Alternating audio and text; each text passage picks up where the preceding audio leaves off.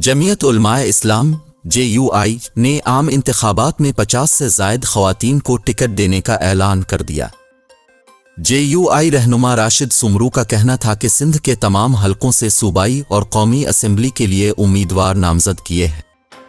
उन्होंने कहा कि JUI की 50 से ज़ायद ख़वातीन जनरल इलेक्शन में हिस्सा लेंगी। राशिद सुमरू का कहना था कि हमारी जमात के दरवाजे हर सियासी जमात के लिए खिले हैं।